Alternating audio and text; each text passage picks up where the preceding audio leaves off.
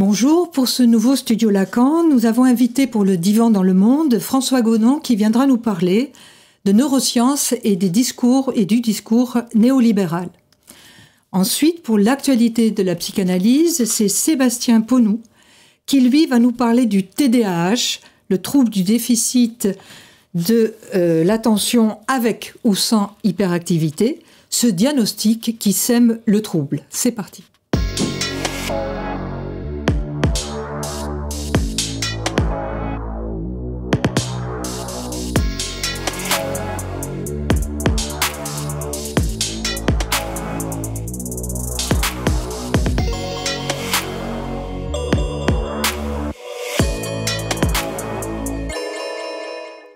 François Gonon, bonjour. Vous êtes neurobiologiste de formation. Vous avez pratiqué la neurobiologie pendant 35 ans. Votre spécialité, c'était la recherche de la transmission neuronale de la dopamine et de la noradrénaline dans la maladie de Parkinson. Et depuis plus d'une dizaine d'années, vous avez poursuivi votre recherche. Vous êtes toujours actif donc au CNRS, dans le laboratoire de l'Institut des maladies dégénératives. Mais votre recherche porte sur un autre objet, sur la question de la transmission de la science dans les médias. Votre recherche est aussi originale que précieuse et elle intéresse les non-scientifiques aussi bien que les scientifiques. Alors je cite juste un article qui est accessible pour tous et à tous, qui s'appelle « La psychiatrie biologique, une bulle spéculative ». Et ce soir-là, nous sommes réunis pour parler de votre dernier livre, Neurosciences, un discours néolibéral. Psychiatrie, éducation, inégalité. Sur le plateau est avec nous notre invité Philippe Lassagna, qui est psychanalyste, qui a beaucoup écrit sur les questions des neurosciences, neurosciences et psychanalyse. Je citerai seulement un dernier article sur la dépathologisation. Et donc, vous allez avoir une conversation tous les deux autour des questions qui nous préoccupent. Alors, pour commencer, François Gonon, délimitons, précisons l'objet de votre livre. Et puisque dans votre ouvrage, vous interrogez l'engouement croissant pour la biologie du cerveau, le cerveau comme centre de commande, et vous vous intéressez tout particulièrement aux neurosciences. Est-ce que vous pourriez nous dire qu'est-ce que vous entendez par neurosciences ? Oui, effectivement, je crois que c'est très important de bien distinguer, d'une part, les neurosciences et d'autre part, la psychologie cognitive. Prenons un exemple. Les études en psychologie cognitive ont montré que les enfants qui, à 3 ans, en école maternelle, ont du mal à discerner les phonèmes, eh bien, ces enfants ont souvent, ensuite, au moment de la lecture, des problèmes de dyslexie. C'est une observation en même temps très robuste et aussi très utile pour la pédagogie. Mais là, la psychologie cognitive, il faut un cerveau, certes, mais c'est une boîte noire. Les neurosciences, d'un autre côté, essayent de voir ce qu'il y a dans la boîte du point de vue biologique. Et bien sûr, pour la dyslexie, il y a eu des centaines d'études, aussi bien en neurogénétique qu'en imagerie cérébrale. Et le résultat, c'est que ça ne nous a rien appris jusqu'à présent sur la dyslexie. Donc, mon livre questionne les neurosciences et le discours des neurosciences, mais pas la psychologie cognitive. Il y a des choses très intéressantes dans le domaine de la cognition, mais qui ne relèvent pas des neurosciences. Et puis, je voudrais signaler aussi, dès le démarrage, une autre limite à propos du discours. Que font les chercheurs? Ils font des observations. Ensuite, ces observations, ils les décrivent dans des publications. Ils comparent ces observations à d'autres résultats obtenus par d'autres chercheurs, donc ils en font une interprétation. Éventuellement, ils proposent une conclusion, éventuellement encore des perspectives cliniques. Tout ça dans une publication scientifique. Donc il y a 2 choses dans le monde de la recherche. Il y a les observations brutes, d'une part, et le discours qui en est fait dans les publications. Alors, justement, dans votre livre, comme dans l'article que je viens de citer, vous développez la notion de double discours et de la rhétorique de la promesse. Est-ce que vous pouvez nous dire de quoi s'agit-il? Normalement, l'écart entre les observations d'une part et puis le discours qui en est fait devrait être minimum. Mais ce que nous avons étudié depuis maintenant une quinzaine d'années, mes collègues et moi-même, c'est que on s'est aperçu qu'au moins dans le domaine de la neuropsychiatrie, l'écart est considérable. Qu'est-ce que ça veut dire globalement? Je crois qu'il faut se rendre compte de où en est actuellement la neuropsychiatrie. Et là, les choses sont claires. Si on écoute les experts, la neuropsychiatrie n'a pas permis encore de faire évoluer le soin en psychiatrie. Autrement dit, c'est Thomas Insel qui le dit. Thomas Insel, c'est un psychiatre américain extrêmement connu qui a été le patron du National Institute of Mental Health. C'est le plus gros institut qui distribue des fonds pour la recherche en neurosciences. Thomas Insel a dirigé cet institut pendant 13 ans, jusqu'en 2015. Ils ont dépensé 20 milliards de dollars. Eh bien, il a été invité par le New York Times le 22 février 2022 et il a dit la chose suivante. Oui, 2022, c'est pas vieux. Pour l'essentiel, les recherches en neurosciences n'ont pas encore bénéficié aux patients. Et l'industrie pharmaceutique a fait le même constat. Depuis 2010, les plus grands groupes pharmaceutiques ont fermé leurs centres de recherche, ou réduit en tout cas considérablement. On ne fait quasiment plus de recherche dans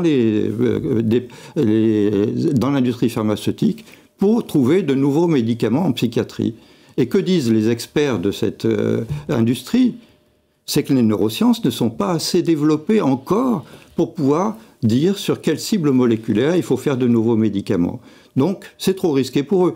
Et c'est là qu'on voit bien l'incommensurable difficulté de rendre compte des comportements humains à partir de la biologie. Alors, trouver des nouveaux médicaments, ça voudrait dire qu'on aurait trouvé des biomarqueurs? C'est ça qui pourrait cibler C'est deux choses différentes. Les biomarqueurs permettraient de confirmer les diagnostics, permettraient éventuellement de changer les diagnostics, de peut-être faire des sous-groupes. Bon, mais ça, là aussi, il y a énormément de recherches là-dedans. Pour l'instant, il n'y a pas un seul diagnostic en santé mentale où on a pu valider un biomarqueur. Ça n'existe pas non plus. Donc, de quelque manière qu'on regarde, les efforts en neurosciences ont certainement bénéficié à des tas d'autres domaines, l'intelligence artificielle, la neurologie, que sais-je, mais en psychiatrie, non. Et ce que montre mon livre, c'est qu'aussi en pédagogie, la réponse est également non. Il y a une neuroéducation, mais en fait, elle n'a pas fait progresser la pédagogie. Alors, dans votre livre, vous donnez beaucoup d'exemples du double discours et de la promesse de la rhétorique. Peut-être vous pourriez nous dire quelques repères comme ça de cet écart entre les faits et il faut comprendre l'exploitation. Effectivement, c'est tout le travail qu'on a mené avec mes collègues. Au début, on se disait, mais cet écart gigantesque entre les faits d'une part et puis ce que disent les médias, les journalistes racontent n'importe quoi. Mais c'est pas vrai. Ce que nous avons établi, et ça de manière avec des observations extrêmement robustes, c'est que les distorsions apparaissent dès les publications scientifiques. Comment ça se fait? Le premier problème, c'est le processus même de la science. Quand les chercheurs cherchent une relation, mettons, entre un gène et puis une pathologie mentale, schizophrénie, autisme, voilà, etc., s'ils ne trouvent pas, si le gène auquel ils pensaient, c'est pas confirmé par le résultat, eh bien, ils ne publient pas. Oh, c'est pas de la malignité de leur part, hein. C'est que simplement, faire des recherches, faire des observations, c'est une partie du travail, mais l'autre partie, publier, écrire la publication, convaincre l'éditeur, etc., c'est aussi très long et beaucoup d'efforts. Donc si vous n'avez pas des premiers résultats qui confirment votre hypothèse, vous ne publiez pas.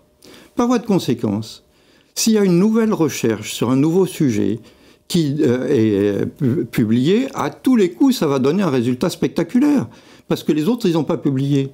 Donc, les études, la science avance comme ça, il faut s'y résigner.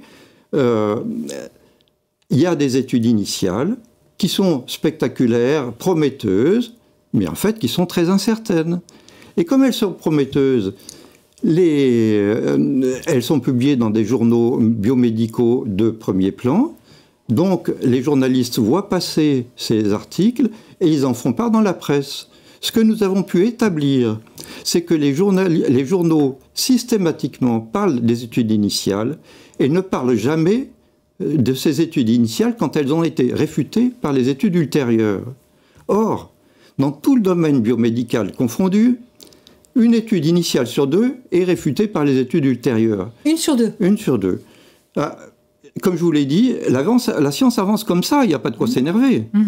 Mais le problème, c'est que dans certains domaines, par exemple la neurogénétique de la psychiatrie, alors là, c'est 1 sur 10 qui est confirmée. Donc, on voit bien que ce dont parlent les médias, c'est souvent faux, hein, à cause du processus de fabrication de la science. Personne n'est fautif dans cette histoire-là, sauf peut-être des journalistes qui devraient peut-être investiguer un peu plus. Mais bon, ça c'est la première difficulté. Et l'autre difficulté, c'est que les chercheurs, pour avoir des fonds, ils sont obligés de faire des projets de recherche. Pour faire des projets de recherche, il faut dire que les recherches qu'on va faire vont avoir des conséquences sociales intéressantes. Donc il faut promettre qu'on va trouver des choses pas spécialement fondamentales, non, des choses utilisables. Et par voie de conséquence, les chercheurs, pour avoir des fonds, ont tendance à promettre plus que de raison, faire des promesses. Mais dans ce cas-là, dans leurs articles, il faut bien qu'une fois qu'ils ont fait leurs observations, même si ces observations vous donnent un effet tout à fait ridicule, il faut faire semblant, il faut prétendre que c'est un effet important. Donc il y a des exagérations systématiques, très fréquentes, dans les conclusions, dans les interprétations, dans les publications scientifiques, au moins dans les domaines que j'ai étudiés, c'est-à-dire la neuropsychiatrie principalement. Bien. Alors, l'autre partie de votre ouvrage porte, et ça c'est une nouveauté de votre part, sur le rapprochement que vous avez fait entre cette surmédiatisation des résultats et le discours néolibéral. Peut-être vous pouvez nous dire comment vous y êtes pris pour démontrer ça et qu'est-ce que vous définissez par néolibéral ? Alors, quand on prononce le mot néolibéral, on pense économie. Mais c'est vrai que dans le domaine de l'économie néolibérale, il y a plusieurs manières de fonctionner. Et finalement, ce qu'on peut prendre comme point commun, c'est que les économies néolibérales font le pari du marché, c'est-à-dire la libre circulation des biens, des capitaux et des personnes dans un marché mondialisé. Ça, c'est le pari du néolibéralisme. Mais dans les années 30, les économistes ont assez vite compris que l'ultra-néolibéralisme économique, eh bien, ça posait problème. Que, effectivement, ce néolibéralisme était mal accepté par les populations et qu'il conduisait au totalitarisme, soit soviétique, soit fasciste. Donc, dans les années 30, par exemple, quelqu'un comme Walter Lippmann s'est mis à réfléchir. Qu'est-ce qui se passe ? Et le raisonnement de Lippmann était le suivant. Pendant des siècles et des siècles, l'humanité a évolué très lentement. Certes, il y a eu des révolutions. Le néolithique est une révolution. L'agriculture, bon. Mais c'est des révolutions qui sont allées très, très, très lentement.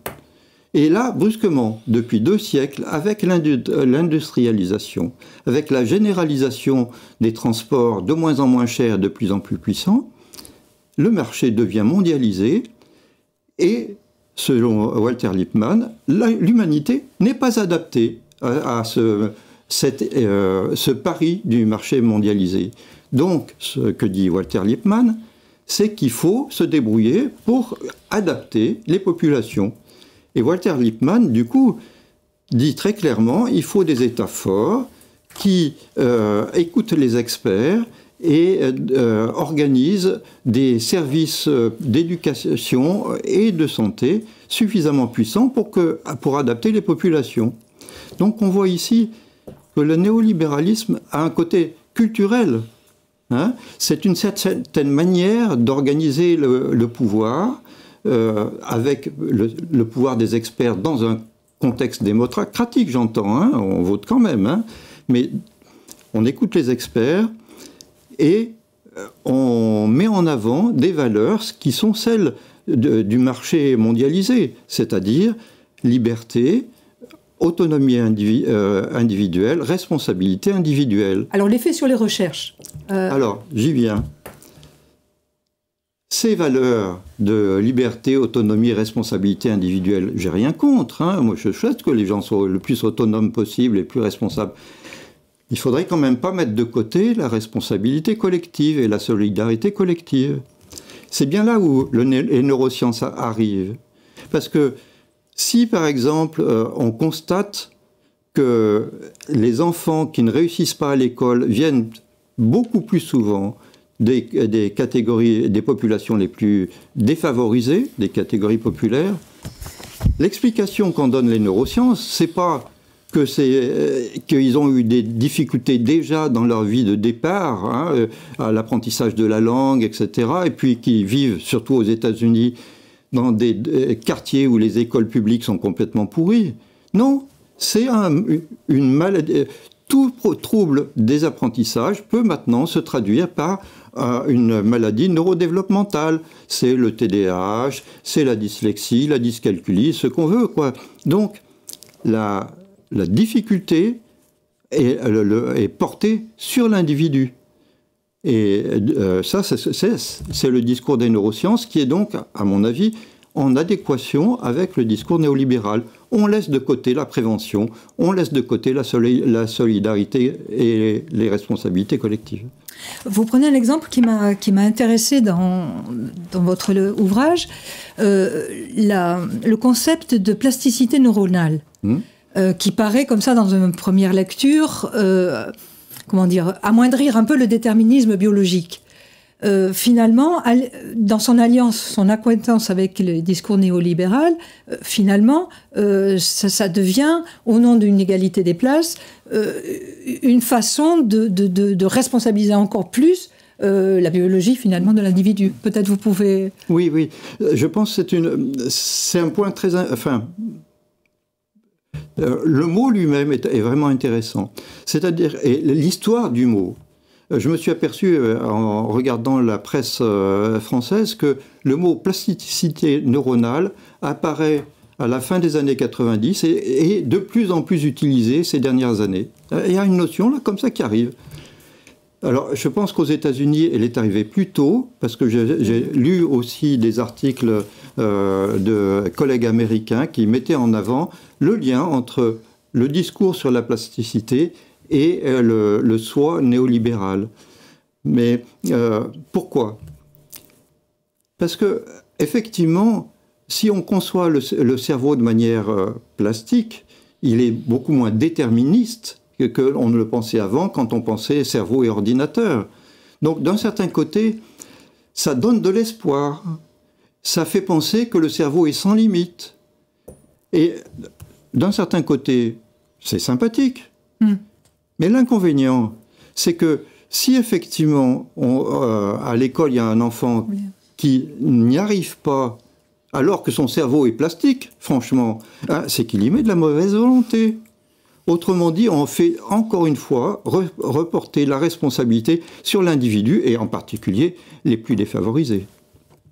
Philippe Lassagna, peut-être vous voulez intervenir en écoutant François Gonon, dont je suis les travaux depuis longtemps, je pensais aussi qu'il y a une face obscure, si l'on peut dire, c'est que à la fois tout cet argent consacré aux neurosciences ou à la génétique dont parle INSELS, c'est des milliards, cette décennie du cerveau qui avait promis beaucoup de choses, tout ça s'est fait aussi avec beaucoup de destruction. C'est-à-dire que quand même, du moins dans le domaine de la psychiatrie que je connais bien, ça passait par la nécessité de détruire la clinique traditionnelle, la psychopathologie, un certain nombre d'intelligences, on pourrait dire pratiques, de la maladie mentale que détenaient par exemple les infirmiers psychiatriques ou que détenaient beaucoup de gens en psychiatrie, au profit de la théorie du cerveau. Et ça aussi détruit quelque chose d'essentiel pour nous, c'est la dimension de ce qu'on appelle en psychanalyse, et aussi bien en politique d'ailleurs, le sujet. Le sujet, ça n'est pas le cerveau. Le sujet, c'est quelqu'un qui peut ou pas, d'ailleurs c'est tout à fait d'actualité, donner son consentement. Mais même par rapport à la pathologie, il a un degré de liberté. Pas de plasticité, mais de liberté de choix. Et ça, c'est complètement effacé par la perspective des neurosciences, qui est un déterminisme essentialiste. Et ce que je crois tout à fait important aussi dans cet essentialisme, c'est que ça n'est pas tellement scientifique, l'essentialisme. Je crois que c'est Popper qui le disait. Popper disait, quand on veut faire de la science, on ne se demande pas quelle est la nature de la chose, mais comment la chose apparaît, comment elle fonctionne. C'est pas pourquoi, c'est comment. Et là, on est devant un pourquoi, c'est-à-dire une façon soi-disant matérialiste d'incarner quelque chose d'essentiel qui ne l'est pas. Parce qu'au fond, ce qu'ils appellent essentialisme ou données scientifiques, la plupart du temps, comme le montre très bien d'ailleurs François Gonon, ce sont des corrélations. C'est-à-dire que dans un monde, je veux dire, classiquement, on pense que la science, c'est la mathématisation du monde. Eh bien, ce à quoi on assiste aujourd'hui, c'est la mathématique tendance statistique. Et au fond, j'ai fait des études de sciences il y a bien longtemps et des études de médecine. Et chaque fois que je faisais des mathématiques en fac de sciences et que je parlais à mes professeurs de la façon dont on faisait des statistiques en médecine, ils levaient les bras au ciel. Parce que les statisticiens sont toujours désespérés par ce qu'on appelle statistique en médecine. Ils trouvent que ça n'est pas rigoureux. Ce qui prouve d'ailleurs souvent les erreurs. C'est-à-dire, on fait des corrélations et ces corrélations passent pour des causations. C'est-à-dire, on trouve que deux choses évoluent de façon corrélée et donc on confond une des deux choses avec la cause et l'autre avec l'effet. Et souvent, ça donne des résultats dramatiques.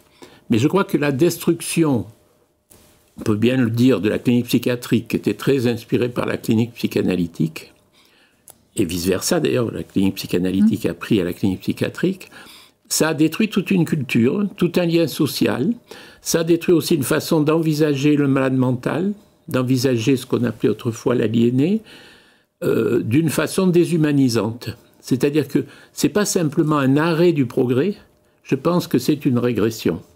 La meilleure preuve de ça, c'est ce qu'on appelle la contention. C'est-à-dire aujourd'hui, par exemple, beaucoup de malades à l'hôpital psychiatrique sont attachés. On ne sait pas trop pourquoi, alors que quand j'ai quitté l'hôpital psychiatrique il y a 50 ans, à peu près 40 ans, personne n'était attaché, ou presque. Il fallait vraiment des cas hyper exceptionnels. Maintenant, c'est devenu monnaie courante. Pourquoi ? Parce que je pense que considérer les gens comme des cerveaux, c'est toujours déshumanisant quelque part. C'est toujours déshumanisant, et je crois que François Gonon le montre en pédagogie, par exemple, dire aux enseignants, eh bien voilà, il a un trouble cérébral, c'est quelque chose qui va tendre, par un effet Pygmalion très classique, la plupart du temps, à ce qu'on fasse peut-être moins d'efforts pour faire sortir ce sujet de la difficulté dans laquelle il se trouve. Oui, François Gonon, d'ailleurs, vous prenez un exemple qui m'avait frappé. Vous dites qu'il y a 5000 ans de tradition dans toutes les cultures d'apprentissage de la lecture, et que les neurosciences, avec les imageries fonctionnelles, prétendraient avoir trouvé enfin la bonne méthode pour apprendre à lire. Enfin, peut-être... Oui, c'est sûr que ça ne paraît pas raisonnable, quoi. Je voudrais revenir sur, effectivement, cette histoire des causes. Parce qu'effectivement, à un moment ou à un autre, il faut quand même trouver les causes. Je veux dire, si on veut que les gens aillent mieux, il faut comprendre pourquoi ils vont mal. Et donc, il faut trouver les causes. Il y a pas, hein. Or, clairement, la cause cérébrale, pour l'instant, au moins en psychiatrie, en pédagogie, c'est inopérant, c'est clair.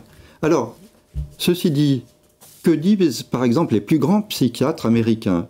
Kenneth Candler, par exemple, hein, lui, il dit très clairement, il faut bien se dire que pour comprendre un patient, on est obligé de regarder en même temps plusieurs niveaux de causalité. Certains patients, par exemple, si vous avez un adénome hypophysaire, vous risquez d'avoir des troubles tout à fait de type bipolaire. Ben là, il faut chercher la cause du trouble. Et là, c'est une cause biologique. Donc, je ne dis pas qu'il n'y a pas de biologie du tout et jamais, bien évidemment. Et il faut connaître toutes ces causes. Il faut les rechercher aussi, bien sûr. Mais d'un autre côté, et Kenneth Knader donne cet exemple, un patient qui souffre de dépression, de symptômes dépressifs, parce qu'il a été humilié pendant des années en famille ou socialement, par exemple au travail, eh bien, ce n'est pas la neurobiologie qui va permettre de dire quelque chose à ce patient d'utile. Il faut rechercher là, clairement, des causes qui sont historiques au patient. Donc, clairement, Kenneth Knader plaide pour un pluralisme épistémologique. Et ça ne veut pas dire qu'on n'est pas matérialiste, hein. Ça ne veut pas dire qu'on croit à l'âme ou n'importe quoi. Mais il faut plusieurs niveaux de description. Et là, on a une petite chance de comprendre un peu mieux ce qui se passe quand les gens souffrent. Ce que je crois aussi, c'est que Lacan parle à propos de l'être humain, de la dimension du par-l'être. C'est-à-dire à partir du moment où quelqu'un a comme environnement le langage, ça décale complètement tout ce qu'on peut concevoir de sa vie humaine, de sa vie biologique. Et je crois que ça, c'est un point de vue essentiel. Lacan disait aussi, au fond, ce qui est important pour l'être humain, c'est le réel. Alors on dit, le réel de la science n'est pas le réel de Lacan. Mais le réel de Lacan, c'est très simple. Lacan dit, ce qui marche, c'est le monde, et ce qui ne marche pas, c'est le réel. Et au fond, la façon qu'on a de s'apercevoir, c'est-à-dire c'est un mot qui revient souvent à la télévision. On cite souvent Lacan maintenant en disant le réel, c'est quand on se cogne. Eh bien, ce sur quoi les gens se cognent, c'est sur leurs symptômes. Et leurs symptômes dans lesquels ils se cognent, je suis tout à fait d'accord avec M. Gonon, il est tissé par le langage, il est tissé par l'histoire. Et en particulier, on va s'en apercevoir bientôt, puisqu'on fait nos journées annuelles sur ce thème, il est tissé souvent par des phrases, par des mots, dits par un parent, dits par un partenaire, des phrases qui laissent une trace définitive dans le sujet et qui peuvent être reprises, par exemple dans l'analyse, pour que le sujet puisse s'en débarrasser.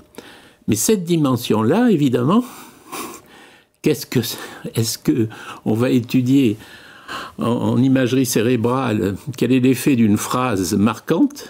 Ben, je ne crois pas. Et je crois que là, la psychanalyse a tout à fait sa place à prendre. Et la psychopathologie aussi, parce que beaucoup de psychiatres aujourd'hui disent que, par exemple, tout ce qu'a apporté la phénoménologie, qui est quelque chose que Lacan, à un moment donné, a pu tout à fait d'ailleurs faire valoir dans sa thèse, par exemple, eh bien tout ça a été balayé. C'est-à-dire, comment se présente le phénomène de la maladie mentale au ras des pâquerettes? Tout ça a été oublié au profit on donne aux patients un questionnaire et ils cochent. Parce que ça peut rentrer dans un ordinateur.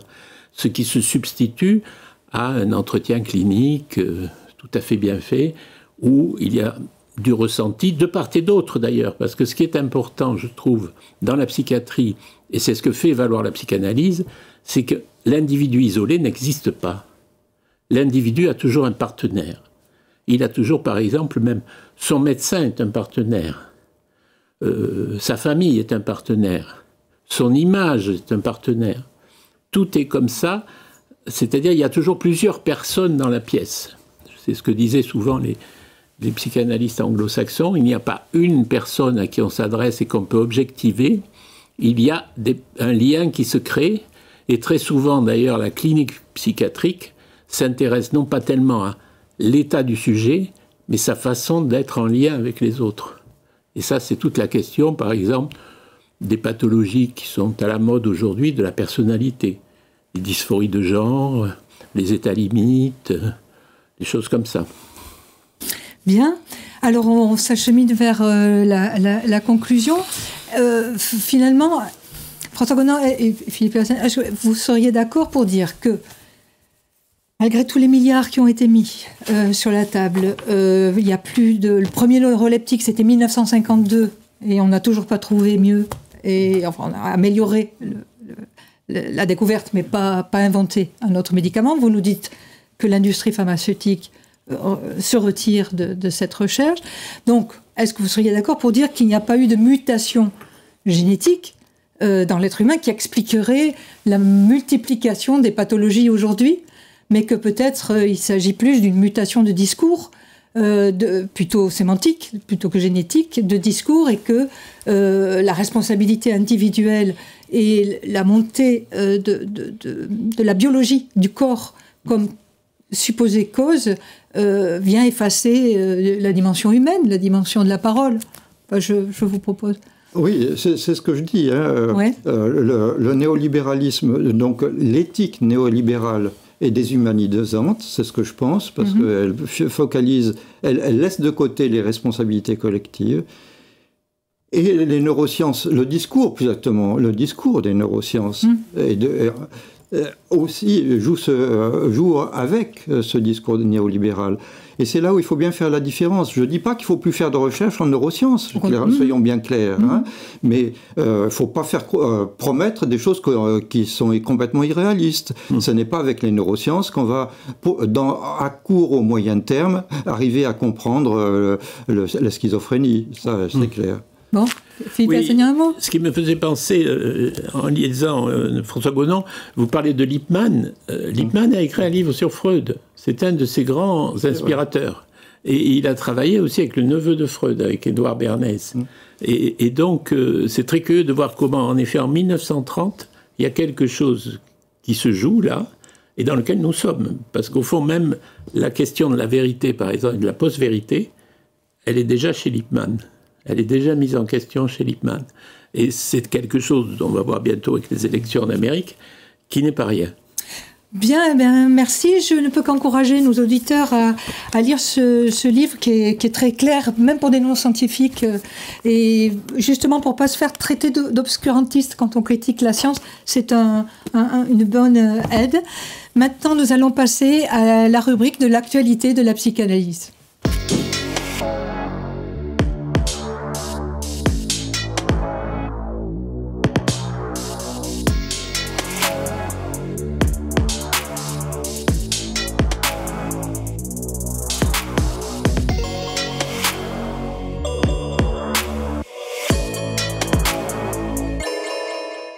Bonjour Sébastien Ponou, alors vous allez intervenir sous le titre TDAH, un diagnostic qui sème le trouble.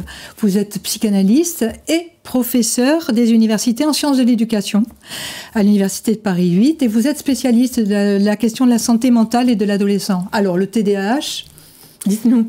Oui, je voudrais faire écho aux dernières recommandations de la HAS, Haute Autorité de Santé, sur le thème du TDAH. Et au risque de surprendre, j'aimerais partir de quelques motifs de satisfaction. Dernier rapport qui date de septembre dernier. Fin septembre. 23 septembre. Oui, il y a quelques semaines. 2024. Oui.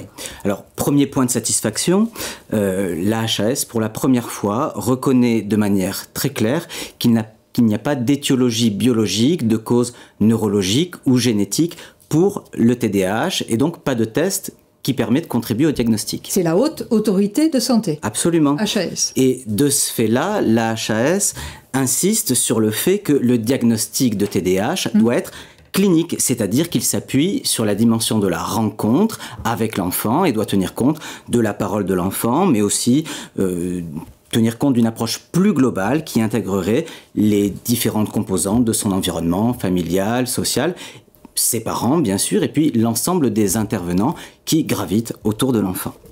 Ce que la HAS omet de dire, c'est que la position d'un diagnostic, TDAH ou autre, mais la position d'un diagnostic est un acte et que comme tel, il a des effets. Mais parlez-nous un peu de ces effets de cette nomination du diagnostic. Alors justement, parfois malheureusement, ce sont des effets d'errement ou d'erreur. Comme le diagnostic de TDAH repose sur des symptômes qui sont très généraux, très communs, peu précis, peu spécifiques, voire courants chez l'enfant et l'adolescent, la littérature scientifique a documenté des risques d'erreurs diagnostiques, des diagnostics qui étaient réfutés lorsqu'ils étaient réévalués par des cliniciens, des risques avérés de surdiagnostic et puis également des effets pathogènes du diagnostic de TDAH. Ce sont des faits scientifiques qui sont documentés très largement dans des synthèses, des revues internationales très robustes, très fréquemment citées et qui malheureusement n'ont pas été prises en compte dans la revue de littérature de la HAS. Alors vous dites qu'il y a un problème avec le diagnostic de TDAH, mais alors concrètement, dans une analyse, il y a les pratiques orientées par la psychanalyse.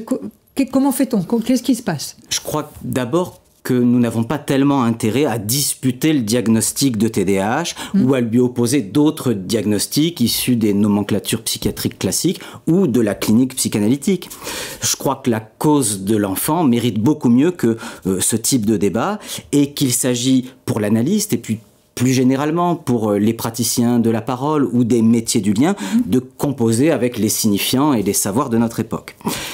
Qu'est-ce qui oriente l'analyste, son éthique, ce qui fait sa boussole et le socle de sa pratique? C'est le cas par cas, l'infiniment singulier et le sans commune mesure. Pour le dire à la manière de Lacan, ce qui fait le désir de l'analyste, c'est produire la différence absolue. Et j'ajouterais, dans le cas de l'enfant et de l'adolescent, faire en sorte que cette différence puisse s'articuler, se nouer, trouver à s'inscrire et à se loger dans le langage, les savoirs et dans le lien social. Alors, de fait, ce qui importe pour l'analyste, c'est pas tant le TDAH, c'est l'enfant sujet de parole et de droit. Mais si vraiment dans la pratique, le poids du diagnostic semble important pour l'enfant, pour ses parents au moment de leur rencontre, l'enjeu peut-être consiste alors à faire du diagnostic un signifiant malléable, souple, le moins figé possible, le moins pétrifié possible. Par exemple, dire en séance ou dans une institution, oui, on va travailler avec le TDAH, mais avec le TDAH de cet enfant-là. Je crois enfin que de notre place, nous ne devons pas négliger la fonction d'un diagnostic auprès des enfants, auprès des parents et puis plus largement dans la société. Le diagnostic de TDAH est une nomination qui s'arrime à des savoirs et à des représentations sociales. Et en tant qu'analystes, nous sommes bien sûr très sensibles à ces nominations et à ces représentations. D'où la nécessité de manier les enjeux diagnostiques avec délicatesse et avec précaution. J'ajoute qu'en France, la position du diagnostic est nécessaire pour un certain nombre d'accès au droit, le droit à des soutiens financiers, à des modalités de compensation à l'école et puis à des modalités d'accueil dans les institutions médico-sociales. Alors, bon, très bien pour cette question du diagnostic, mais concernant les pratiques de soins de cet enfant-là, de celui qui a ce trouble de l'attention-là, cet enfant-là, hyperactif. Qu'est-ce qui se passe? Oui, je crois que là aussi on doit se réjouir d'une certaine manière puisque la HAS réaffirme que les psychothérapies, l'éducation, les pratiques sociales sont de première intention dans le cas du TDAH et c'est tout à fait conforme aux données de littérature d'une part et puis à l'état des lieux des pratiques qui sont dispensées dans notre pays et à la culture du soin psychique tel qu'il se développe en France. Concernant le médicament, il semble que la HAS ait décidé de maintenir le médicament à sa juste place. Jamais en première intention, toujours en soutien de ces pratiques psychothérapeutiques, éducatives et sociales de première intention. Et c'est très bien. Le médicament peut être reconnu utile s'il favorise le travail de parole et le travail d'accompagnement de l'enfant. Le méthylphénidate est le principal traitement psychotrope. C'est quoi déjà? C'est un psychostimulant qui est destiné... méthylphénidate, voilà. Plus connu sous le nom de Ritaline. Il y a d'autres dérivés génériques. Le méthylphénidate est le seul médicament indiqué dans le cas du TDAH en France. Et il y a des raisons pour lesquelles la HAS a conservé sa place en deuxième intention. Je vais citer l'OMS, l'Organisation mondiale de la santé, qui va nous éclairer sur ce choix. Concernant le méthylphénidate, les preuves d'efficacité sont non concluantes, avec un risque élevé de biais et des données peu claires dans une proportion importante d'études, un manque de données au-delà de 12 semaines, un manque de données chez les enfants de moins de 5 ans, des effets indésirables préoccupants et, rappel de l'OMS, les interventions non pharmacologiques sont le traitement de première ligne pour le TDAH. Eh bien, c'est quand même énorme. On n'a pas de données à plus de 12 semaines. C'est ce que confirme d'ailleurs le... Alors, les données à plus... Gonon, hein. Oui, les données à 12 semaines, en fait, ce sont les essais contrôlés randomisés pour les autorisations de mise sur le marché. Ouais. Il y a des études de cohorte beaucoup plus longues, mais qui abondent le fait que le médicament ne présente pas beaucoup d'intérêt à moyen ou à long terme. Bon, ça passe vite, 12 semaines. Bon, alors, ça, c'est pour le médicament. On a compris. Mais alors, pour les psychothérapies, l'approche psychanalytique... Qu'en est-il ? Là, vous avez raison. La mise au jour des recommandations HAS 2024 ne retient plus que les thérapies cognitives comportementales et émotionnelles, les TCC ou TCCE, au motif que la psychanalyse, et peut-être plus largement les pratiques psychodynamiques et cliniques, ne disposeraient pas de preuves d'efficacité scientifique. Or, il existe aujourd'hui de nombreux essais contrôlés randomisés, des revues, des méta-analyses en France et au niveau international qui ont plutôt tendance à soutenir et à abonder l'intérêt des approches psychanalytiques, psychodynamiques dans le soin des enfants, notamment des enfants TDAH, et il est surprenant que la HAS ne les mentionne pas. De plus, les TCC, les TCCE se focalisent sur la suppression ou sur la réduction des phénomènes, des comportements jugés problématiques. C'est une politique de suppression du symptôme sans s'intéresser à leur cause, à leur sens, à leur contexte, ni aux raisons intimes de l'enfant. Or, ce que nous constatons, c'est que les parents et les enfants, eux, aspirent davantage aux pratiques de la parole et du sens qui sont fondées sur la singularité de la rencontre entre le praticien et l'enfant. Alors, ce qui est un peu étrange, c'est que d'un certain point de vue, d'une main, on soutient les pratiques psychothérapeutiques et de l'autre main, on dénigre l'ensemble des psychothérapies, moins les TCC, pour des motifs prétendument scientifiques. C'est à la fois paradoxal et incohérent.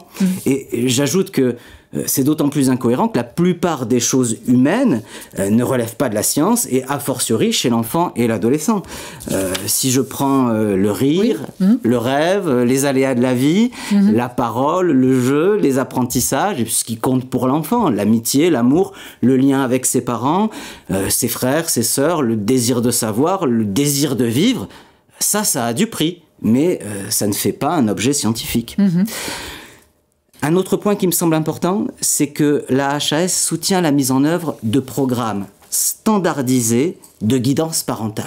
Oui, guidance parentale. De guidance parentale, mais des programmes standardisés, c'est-à-dire que soutenir les parents, c'est primordial. Se laisser accueillir et se laisser enseigner par la parole des parents, c'est fondamental. Mais de là à leur dire ce qu'ils doivent faire au nom de prétendues études scientifiques, ça pour moi, c'est non. C'est non. Alors, quel est le message finalement que vous souhaitez faire passer aux parents et aux personnes qui nous écoutent, qui ont peut-être dans leur entourage des enfants ou des adultes TDAH ? Peut-être simplement qu'ils ont raison d'aller voir, d'aller consulter un analyste, de pousser la porte d'un CMP, d'un CMPP, d'une institution médico-sociale ou d'un service scolaire qui s'orienterait de la psychanalyse ou des pratiques de la parole, et pour 4 raisons au moins. La première, parce que c'est la garantie d'un travail au cas par cas qui est sensible aux détails, fondé sur l'accueil de l'enfant, de sa parole, de ses objets, de ses énigmes et de ses symptômes qui sont entendus au-delà de leur caractère pathologique, qui sont entendus comme des modes de dire. Le deuxième point, c'est que c'est la garantie d'un travail qui tienne compte de la parole des parents, de la situation sociale et familiale.